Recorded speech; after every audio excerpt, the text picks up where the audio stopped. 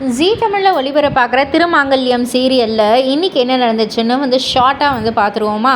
அதாவது நம்ம மகா திருவை எப்படியும் அந்த ஃபயர் ஆக்சிடெண்ட்லேருந்து காப்பாற்றிடுறாங்க. அதுக்கப்புறம் ரொம்பவே ஆவேசமாக கவிதா கிட்ட ரொம்ப முறைக்கிறாங்க.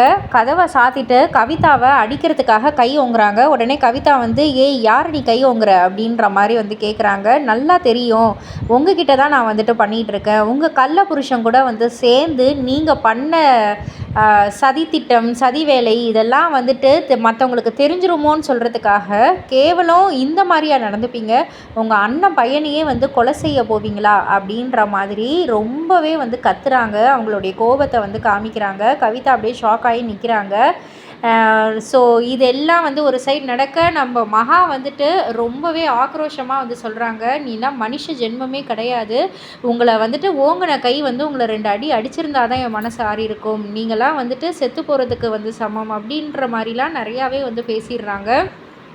திரும்பவும் கவிதா திமிரா பேச பதிலுக்கு மகா சொல்கிறாங்க, நீங்கள் உங்கள் கள்ளப்புருஷன் கூட நீங்கள் பேசிகிட்டு இருந்ததெல்லாம் நான் கேட்டேன்.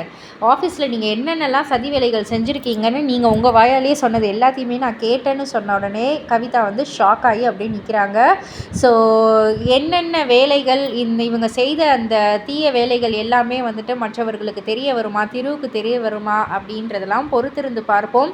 ரசிகர்கள் மனசில் நிறைய கேள்விகள் இருக்குது. ஸோ இதுக்கான பதிலை நீங்கள் திருமாங்கல்யம் சீரியலை ஜீ தமிழில் மறக்காமல் பார்த்துருங்க. அண்ட் இது போல் சீரியல் அப்டேட்ஸுக்கு மறக்காமல் நம்ம சேனலை சப்ஸ்கிரைப் பண்ணிவிடுங்க, லைக் பண்ணுங்கள், ஷேர் பண்ணுங்கள்.